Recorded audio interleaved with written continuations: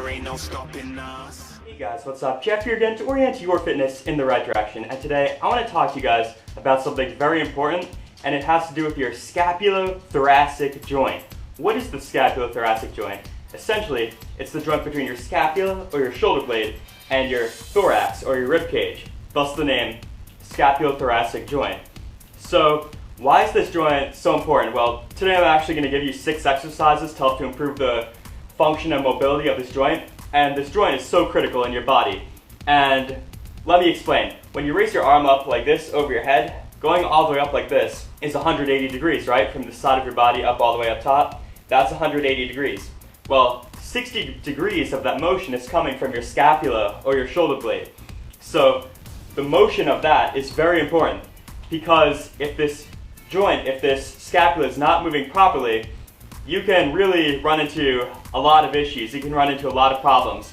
Let me actually explain the 4 motions that are involved with going up like that, raising your arm up over your head. There's 4 motions your scapula does when you do that. It does depression, or it goes down like that. It also protracts, or goes forward, so it's going forward like that. It's also upwardly rotating, so it's rotating upward like that. And it's also tipping backwards like that. So it's depressing, protracting, it's also upwardly rotating, and it's tipping backwards. And all those actions are very important as you're raising your arm up over your head, because you need this space right here, this subacromial space it's called. You need to maintain that space. And the movement of the scapula as you raise your arm up, it's critical to maintain that space and also maintain stability in your shoulder. And if it's not moving properly, that space, it can get jammed. And I've mentioned this many times in my videos before. I've mentioned the space getting jammed. And that's not good. You have several structures running through there. I mentioned this before. You got your subacromial bursa running through there. That helps to smooth out friction. You got your long head of the biceps tendon running through there. You got your supraspinatus tendon running through there. That's one of your 4 rotator cuff muscles. So you got several important structures in there. So if you begin to jam those, you can get an injury over time, like tendonitis or rotator cuff tear, which you don't want. So if you're in the gym, for example, you're doing a lot of overhead pressing, or you're doing dumbbell overhead presses, or you're just simply around the house doing things overhead, you can start jamming those structures in there if you're not getting good mobility of your scapula. So it's very important you get that proper function and mobility of that scapula, because you don't want that space getting impinged upon. You can get shoulder impingement from this, is called. So I'm going to give you 6 exercises right now that you can do. So let's say that you're raising your arm up over your head. When you do this, let's start at the first 150 degrees. So it's almost all the way up, right? So let's start at 150 degrees of you raising your arm up. So for the first 150 degrees, this is what's happening. You got and I'm just going over this so you understand the exercises I'm about to give to you. So during the first 150 degrees, you got this force couple going on with these 2 muscles working together. And the 2 muscles are your trapezius and your serratus anterior. So you got your upper traps and your lower traps working together, and they also work with the serratus anterior, which is the saw blade muscle on you. So they're working together to upwardly rotate that scapula. And while you're doing this, there's other muscles that are lengthening, like your rhomboids at the back, they're lengthening. And you also got your levator scapulae at your neck lengthening when you're raising your arm up. So for these first exercises, we're going to be strengthening the trapezius and serratus, and also lengthening the rhomboids and the levator scap. So strengthening the trapezius. How do you do that? Well, upper traps are plenty strong in many people, so let's strengthen the lower ones. How do you do that? Well, the lower traps, they function to retract and depress your shoulder blades. So they retract and depress your shoulder blades down like that. So we're going to be doing exercises that do that. So one exercise, I've mentioned this before, is the Y exercise. Lay face down on the bench, take 2 light dumbbells, thumbs pointed up, and go up into this Y position like that, Y. Because when you go up into a Y position, you are retracting and depressing your shoulder blades. So try to do the Y exercise 3 sets of 15. And I'll be including all these exercises and other things in the description below. I'll have them below in the description in case you need further clarification.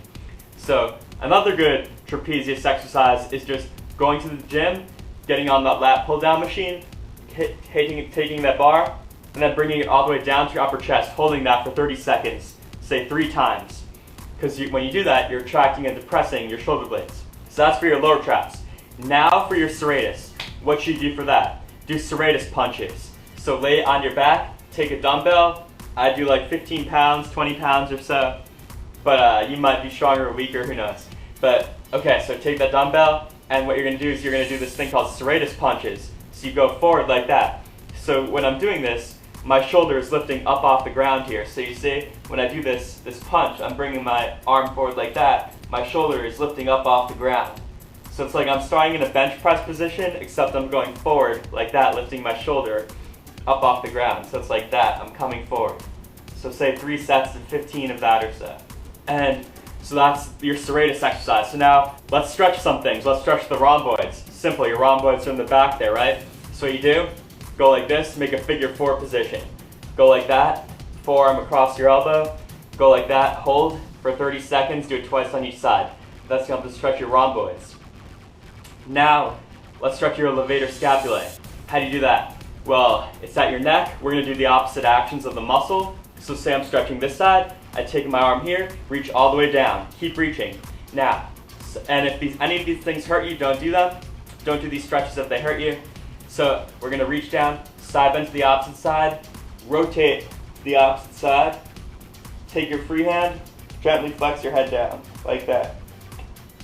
So hold that for say 30 seconds, do it twice on each side. That's going to stretch your levator scapulae muscle. So now, we've gone up to the first 150 degrees of raising your arm up over your head. We've done some things for that. So now, for the final 30 degrees, so we're going up all the way now, now your lower traps is working even more to get that final 30 degrees. So we've taken care of the lower traps, and also a muscle right here that caused many problems with people, the pec minor, that's also working. So what do you do for the pec minor? We're going to stretch it, because the pec minor, if it's not lengthening properly, it can tilt your shoulder blade forward. So you can see how that would start causing issues there. If that shoulder blade can't, because when you're raising your arm up all the way, remember I said a function of the shoulder blade is to tilt backwards. The pec minor, when it's tight, it can tilt your shoulder blade forward. So you can get issues there now. So how do you stretch the pec minor? Go into the corner of a room, take your elbows, raise them up higher than your shoulders, put your arms on each adjacent wall, lean into that wall. So hold that for say 30 seconds twice. Shouldn't have pain. So do that. That's going to stretch your pec minor. So I gave you 6 exercises right now. 2 for the lower traps. I gave you a serratus exercise. I told you how to stretch your rhomboids. Told you how to stretch your levator scapulae. And I told you how to stretch your pec minor. So that's 6 things right there. It helps you get better mobility of your scapula. Help to improve that scapulothoracic joint motion. Hopefully that helps you out. But anyways, if you like this video, thumb it up, comment, subscribe. And if you want more posture tips from me, check out my link in the description below. 1 video a week from me. If you go check out that link in the description. Hopefully this video helped you. And until next time, I'll see you guys later.